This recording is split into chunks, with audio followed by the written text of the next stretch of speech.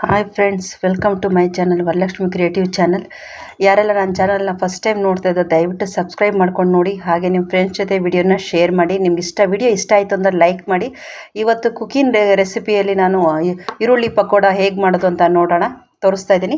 ಅದರ ಮೊದಲಿಗೆ ಈರುಳ್ಳಿನ ಉದ್ದುದ್ದಕ್ಕೆ ಕಟ್ ಮಾಡ್ಕೊಂಡಿದ್ದೀನಿ. ಅದಕ್ಕೆ ಗ್ರೀನ್ ಚಿಲ್ಲಿ ಪೌಡರ್ನ 2 ಸ್ಪೂನ್ ಆ್ಯಡ್ ಮಾಡ್ಕೊತೀನಿ. ಮತ್ತು ರುಚಿಗೆ ತಕ್ಕಷ್ಟು ಉಪ್ಪು, ಸ್ವಲ್ಪ ಅರಿಶಿನ, ಸ್ವಲ್ಪ ಜೀರಿಗೆ, 1 ಸ್ಪೂನಷ್ಟು ಜೀರಿಗೆ, ಅಜ್ವೈನ್ ಒಂದು ಅರ್ಧ ಸ್ಪೂನಷ್ಟು ಅಜ್ವೈನು ಯೂಸ್ ಮಾಡ್ತಾಯಿದ್ದೀನಿ. ಆಮೇಲೆ ಸ್ವಲ್ಪ ಒಂದು ಚಿಟಿಕೆಯಷ್ಟು ಸೋಡಾ, ಆಮೇಲೆ ಅಕ್ಕಿ ಹಿಟ್ಟನ್ನು 1 ಕಪ್ಪಷ್ಟು 1/4 ಕಪ್ಪಷ್ಟು ಅಕ್ಕಿ ಹಿಟ್ಟು ತೊಗೊಳ್ತಾ ಇದ್ದೀನಿ. ಅಕ್ಕಿ ಹಿಟ್ಟನ್ನ ಮಿಕ್ಸ್ ಮಾಡ್ಕೊಳ್ಳೋಣ. ಗೋಡಂಬಿನ ಸಣ್ಣ ಕಟ್ ಮಾಡಿ ಆ್ಯಡ್ ಮಾಡ್ತಾಯಿದ್ದೀನಿ.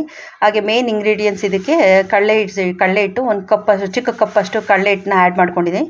ಅದನ್ನ ಚೆನ್ನಾಗಿ ಮಿಕ್ಸ್ ಮಾಡ್ಕೊಳ್ಳೋಣ ಫಸ್ಟು. ಆಮೇಲೆ ನೀರನ್ನ ಅದು ಸ್ವಲ್ಪ ಚುಮುಕ್ಸ ನೀರನ್ನ ಆ್ಯಡ್ ಮಾಡ್ಕೋಬೇಕಾಗುತ್ತೆ. ಜಾಸ್ತಿ ನೀರನ್ನ ಹಾಕಬಾರ್ದು, ಸ್ವಲ್ಪ ಗಟ್ಟಿಗೆ ಕಲಿಸ್ಕೊಂಡ್ರೆ ಇದಕ್ಕೆ ಟೇಸ್ಟ್. ಯಾಕೆಂದರೆ ಈರುಳ್ಳಿಯಲ್ಲಿ ಆದಷ್ಟು ನೀರು ಜಾಸ್ತಿ ಇರೋದ್ರಿಂದ, ನೀರು ಉಪ್ಪೆಲ್ಲ ಹಾಕಿರ್ತೀವಲ್ಲ ಅದು ನೀರು ಆಮೇಲೆ ನೀರು ಬಿಡ್ತಾ ಹೋಗುತ್ತೆ. ಹಾಗಾಗಿ ನೀರನ್ನ ಜಾಸ್ತಿ ಆ್ಯಡ್ ಮಾಡಬಾರ್ದು. ಸ್ವಲ್ಪ ಚುಮ್ಸ್ತಾ ಹಸಿಟ್ಟು ಹೊಂದ್ಕೊಳ್ಳೋವರೆಗೂ ಮಾತ್ರ ನೀವು ಮಿಕ್ಸ್ ಮಾಡಿದ್ರೆ ಸಾಕಾಗುತ್ತೆ. ಚೆನ್ನಾಗಿ ಮಿಕ್ಸ್ ಮಾಡೋಣ.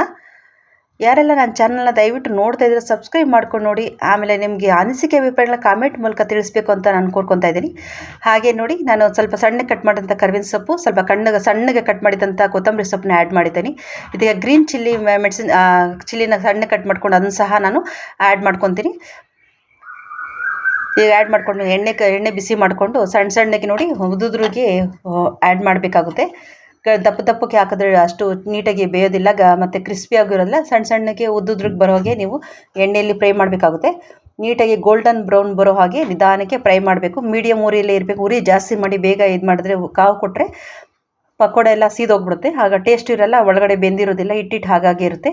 ನಿಧಾನಕ್ಕೆ ಮೀಡಿಯಮ್ ಫ್ಲೇಮಲ್ಲಿ ಸಣ್ಣಗೆ ಬೇಯಿಸಬೇಕಾಗುತ್ತೆ. ಈಗ ನೋಡಿ ಗೋಲ್ಡನ್ ಬ್ರೌನ್ಗೆ ಬಂದಿದೆ. ಎಷ್ಟು ಕ್ರಿಸ್ಪಿಯಾಗಿ ಎಷ್ಟು ಚೆನ್ನಾಗಿ ಕಾಣಿಸ್ತಾ ಇದೆ ಅಂತ. ಟೇಸ್ಟ್ ಕೂಡ ತುಂಬ ಚೆನ್ನಾಗಿದೆ. ಇದಕ್ಕೆ ಕರಿಬೇವಿನ ಸೊಪ್ಪು ಸಹ ನಾನು ಫ್ರೈ ಮಾಡಿ ಎಣ್ಣೆ ಜೊತೆಲಿ ಮಿಕ್ಸ್ ಮಾಡಿ ಹಾಕ್ತಾಯಿದ್ದೀನಿ. ನೋಡಿ ಹೇಗೆ ಅನ್ನಿಸ್ತು ನನ್ನ ರೆಸಿಪಿ ಅಂತ ನಿಮಗೆ ನೋಡಿ ಕಾಮೆಂಟ್ ಮೂಲಕ ತಿಳಿಸ್ಬೇಕು ಅಂತ ನಾನು ವ್ಯೂವರ್ಸಲ್ಲಿ ಕೇಳ್ಕೊತೀನಿ. ನಿಮ್ಗೆ ಯಾವ ಥರ ವಿಡಿಯೋ ಇಷ್ಟ ಆಯಿತು ಅಂತ ಕಾಮೆಂಟ್ ಮೂಲಕ ತಿಳಿಸಿ. ಎಲ್ರಿಗೂ ಧನ್ಯವಾದ. Thank you so much.